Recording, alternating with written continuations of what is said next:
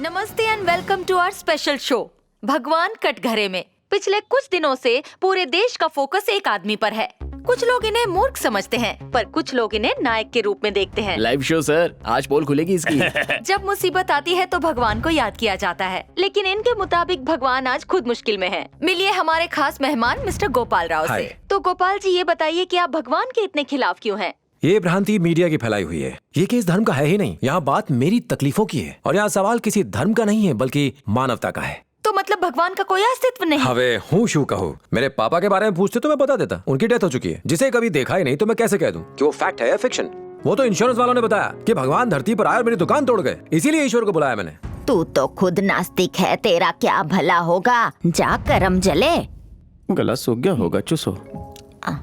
आपको एक बार भी नहीं लगा कि भगवान पर केस करना गलत है? तो क्या उनसे लड़ता? एक जिम्मेदार नागरिक होने के नाते लीगल रास्ता अपनाया। इंसान गलती करे तो हम उस पर केस करते हैं, लेकिन जब भगवान का नंबर आता है तो हम सबकी हवा टाइट हो जाती है। कुछ भी मतलब इंसान और भगवान एक ही हैं? क्यों नहीं? राम कौशल्या का बेटा था, कृष्णा देवकी का बेटा और मैं अपनी माँ का। तुमने बिना वजह जन्म लिया। तुम बिना किसी वजह के पैदा हुए होंगे, मैं नहीं। यहाँ सबके जीवन का एक मकसद है। बेसी जा। तुम्हारे साथ जो भी बुरा हुआ वो शायद पिछले जन्म का पाप हो जिसकी सजा अब मिल रही है। तुम्हारा नाम क्या है? सन्यास कुमार। एक बात पूछूं कुमार, मैं भी तुम्हें एक सटाक से लाफा मारना चाहता हूँ। उसे पिछले जन्म में किए पाप की सजा मान के इस जन्म में खाने के लिए तैयार हो? चुपचाप बैठ जा भाई, इनके पास हर सवाल का जवाब है। ये महापापी मानव जाति को संकट में डालेगा। इस जन्म में तो कुछ करेंगे नहीं और अगले जन्म में सुपरमैन बनने की बातें कर रहे हैं। इनकी बातों में कोई तालमेल ही नहीं। एक कहता है कि इस जन्म के पाप की सजा आपको इसी जन्म में मिलती है, और दूसरा कहता है कि अगर इस जन्म में पाप करोगे तो अगले जन्म में सजा मिलेगी। एक फिलॉसफी और है, वो तुम्हें नर्क ले जाएंगे। वहाँ एक मेन्यू कार्ड छपा होता है जिसमें एक तंदूर में जलने का ऑप्शन है, दूसरा खौलते तेल में तलने का ऑप्शन है, या कांटों की सेज पर लिटाने का ऑप्शन है। ये सब क्या है? हम इंसान हैं या तंदूरी चिकन? कोई चाकू दिखाकर डराता है तो कोई सजाओं के नाम पर हमें डराता है। ये आस्था है या सेल्समैनशिप?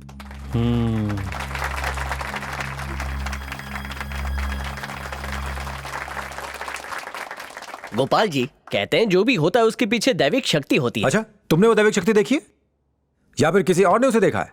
बहुत से चमत्कारी बाबाओं को आपने हवा में से पत्थर पैदा करते देखा होगा। अगली दफा उन्हें हवा में से तरबूज लाने के लिए कहना। जब वो ये नहीं कर पाएगा तब बैठ के सोचना। नेक्स्ट जनरेशन को क्लैरिटी चाहिए, कंफ्यूजन नहीं। हाँ, ये बिल्कुल सही कह रहा है। Exactly. सही कह रहा है बिल्कुल। ये गोपाल भाई लॉजिक बहुत अच्छे देते हैं। आप छा गए गोपाल भाई, आपके नाम का नारियल फोड़ूंगा। सौ गांडा छे। अभी लॉजिक पर इतना बड़ा लेक्चर दिया। हर मन्नत का रेट लगाते हैं। क्रिकेट बैटिंग में 1 करोड़ जीतने पर 1 लाख का चढ़ावा, 3 पत्ती में जीतने के लिए 100 की हरी पत्ती चढ़ाने का प्रॉमिस। काम सारे पाप के करते हैं, लेकिन उसमें भगवान का सपोर्ट चाहिए। ईश्वर से कहते हैं मेरा काम करवा दो, मैं अपना सिर मुंडवा लूंगा। खुद को प्रॉफिट, उनको बाल। अजीब सौदा है ये। हम तुम्हारी बात से सहमत हैं, पर हमारी संस्कृति, धर्म और परंपराएं, उन्हें भी तो निभाना पड़ता है। साची बात छे मोटा भाई। आपकी कोई बेटी है? एक बेटी है। उसकी शादी हो गई? अभी तक नहीं। एक बात पूछूंगा उसे, अदरवाइज मत लेना। कल को उसकी शादी हो जाए और उसका पति किसी कारण से मर जाए तो क्या पति की बॉडी के साथ उसे भी जला देंगे? सती होना तो पुण्य है, हमारी परंपरा है। किसी जमाने में हमारे देश का धर्म था, अब उसे क्यों फॉलो नहीं करते? वक्त के साथ हमें अपनी सोच भी बदलनी चाहिए। तो बताइए आपके हिसाब से धर्म क्या है? वक्त के साथ धर्म के मायने बदलते हैं, लेकिन सत्य कभी नहीं बदलता, समय और स्थान से परे। तो आप कहना चाहते हैं कि हमारी परंपराएं, हमारा धर्म, इन सब की जरूरत नहीं?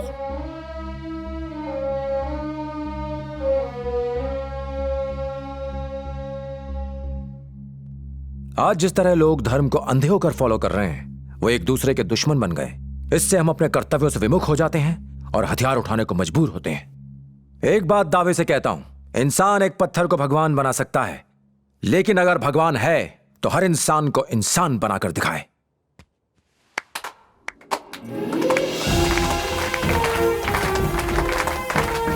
हाँ, इसने जो कहा वो बिल्कुल सत्य है। मैं पहली ही मुलाकात में समझ गया था, ये आम इंसान नहीं है।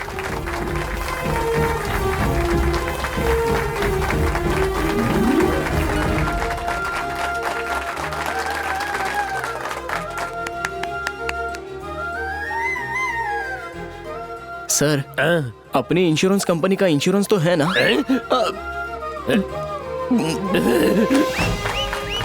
Mister Gopal Rao, hats off to you. आपने मेरा और हमारे दर्शकों का धर्म को देखने का नजरिया ही बदल दिया। कोर्ट का फैसला जो भी आए, आने वाली जनरेशन को और सभी लोगों को आपकी तरह ही सोचना चाहिए। It was an honour to have you at our show. Thank you very much.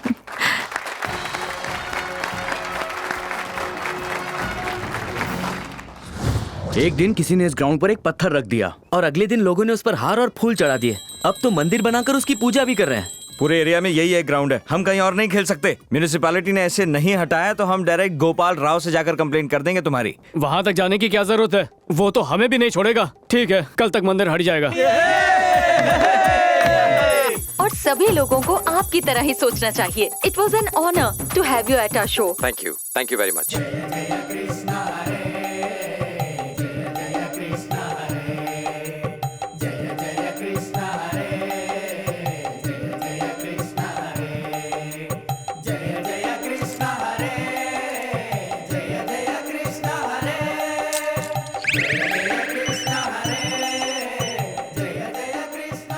बोलो सिद्धा, ईश्वर तुम्हारे स्वप्न में आए? सपने में ही क्यों, डायरेक्ट उन्हें देख पा रहा हूँ। आश्रम के बाहर जूते संभालने का काम करते करते मैं खुद स्वामी बन गया।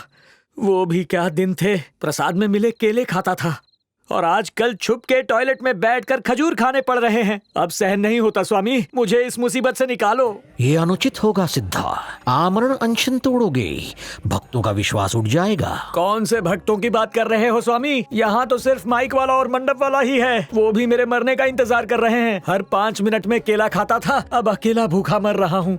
हर छोटी बड़ी समस्या में धीरज खो दोगे तो जीवन का उच्च लक्ष्य कैसे पाओगे? सह लो। Hey! मैं तो सह लूंगा स्वामी, बचपन से भूखे रहने की आदत है मुझे, पर आपकी चिंता हो रही है। आज मैं शिकार हुआ हूँ, कल आपकी बारी है स्वामी।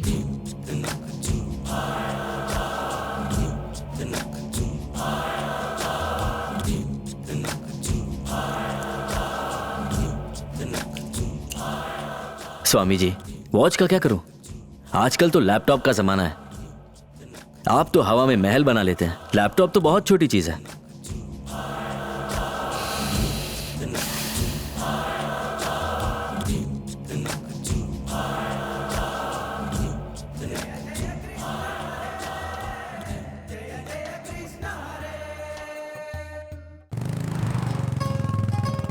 बस बस यहाँ जो बारो।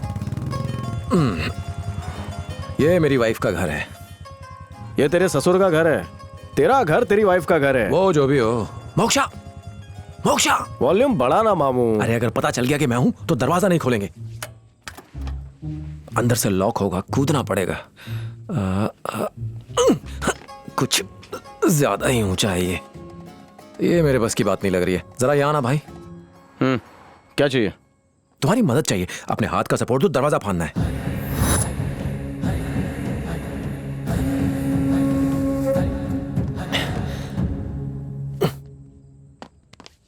हाथ रखो ना भैया।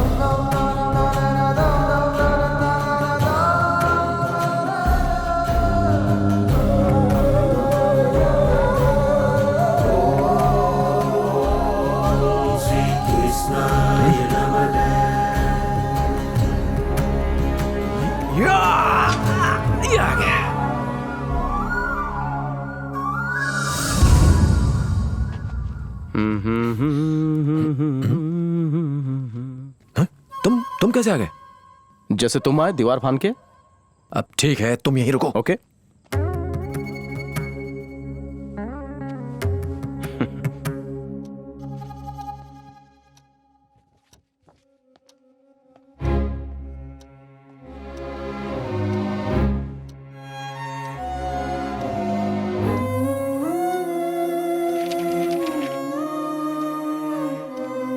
पापा,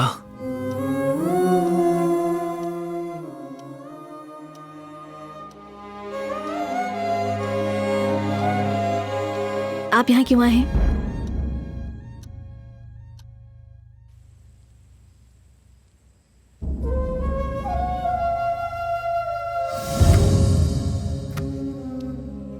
मीनाक्षी, अब तक मुझसे नाराज हो? मुझे डांटो, मारो। भगवत गीता भी अपने पति को मारने की परमिशन देती है। कहाँ लिखा है?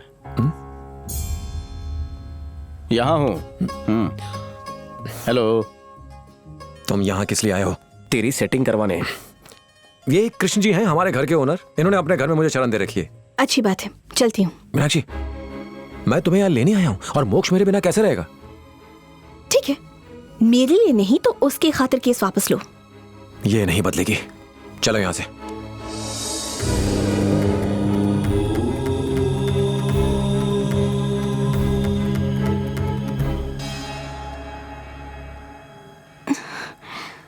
क्या हुआ, उपवास रखा है?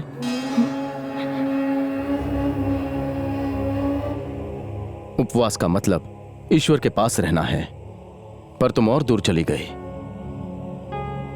जब ईश्वर के नजदीक नहीं रह सकती तो उस तक कैसे पहुंचोगी? तुम ये मत समझो कि गोपाल भगवान के विरुद्ध है, वो तो उससे सवाल कर रहा है जो हर एक का हक है।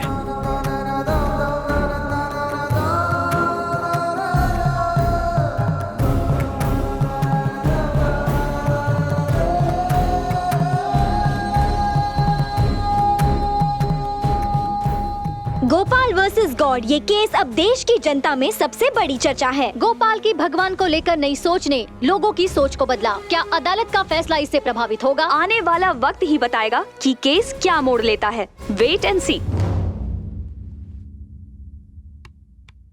सिद्धेश्वर महाराज जी, आप तो भूख हड़ताल पर बैठे थे, भूल गए? अपनी मृत्यु तक रखने वाले थे। वो क्या है, रात को भगवान मेरे सपने में आए, कहा सिद्धा आमरण उपवास वापस ले लो। इसीलिए वापस लिया है, भूख की वजह से नहीं। अच्छी बात है, अगली बार जब आपके सपने में आए तो उन्हें मेरे सपने में भेज दीजिएगा, मुझे एक इंपॉर्टेंट बात करनी है। Quite please, quite. अरे ओ सर फिरे महाअज्ञानी, हमने इतना बड़ा आश्रम बनवाया है, भगवान के लिए 600 मंदिर बनवाए हैं, हम लोगों के हितों की रक्षा करने वाले धार्मिक संत हैं, भगवान हमसे वार्तालाप करेंगे। ओह, ऐसा लग रहा है जैसे मंदिर नहीं 5 स्टार रिसोर्ट बनवाया। और लोग अपने हितों की रक्षा खुद कर सकते हैं। हमारे बनाए सैकड़ों छोटे मंदिरों से 1500 पंडितों के घर में चूल्हा जलता है, ये पता है तुम्हें? तुम्हारे इन्हीं मंदिरों के आसपास हजारों भिखारी भी पनपते हैं, इसका आइडिया है? सर, उन लोगों को अंदर नहीं आने दिया जाता, गर्मी हो या सर्दी जानवरों की तरह ट्रीट करते हैं। ये सब तुमसे किसने कहा? ये बात एक बच्चा भी जानता है। सर, इनके पुजारी कैसे काम करते हैं मैंने खुद एक्सपीरियंस किया है। कल मैं एक मंदिर गया, उसने मुझसे कहा अगर केस जीतना है तो बाजार से 1 लीटर दूध लाकर शिव जी के मंदिर जाओ। जब इसकी वजह पूछी तो उसने कहा मंदिर जाने पर उत्तर मिलेगा। जब मैं वहां पहुंचा तो वहां एक लंबी लाइन देखी और सबके हाथों में दूध का लोटा था, शिव शिव का जाप कर रहे थे। मुझे लगा अंदर दूध दान देने का सेंटर होगा। जब मैं अंदर पहुंचा तो देखा वहां सिर्फ एक शिवलिंग था, सारा दूध उस पत्थर पर बहाया जा रहा था। जानते हैं वो सारा दूध बहकर कहां जा रहा था? मुझे लगा था कि उस दूध को स्टोर किया जा रहा होगा। हजारों लीटर दूध नाली में पहुंच रहा था, टोटल वेस्ट। नाली के दूसरे छोर पर एक भिखारी बैठा था, शायद कई दिनों से भूखा था वो। अगर वो ये दूध पीना भी चाहता तो उसे नाली से निकालने का कोई तरीका नहीं था। मैंने अपना लाया दूध उसे दे दिया। दूध पीने के बाद उसने कहा कि भगवान तुम्हारा भला करेगा।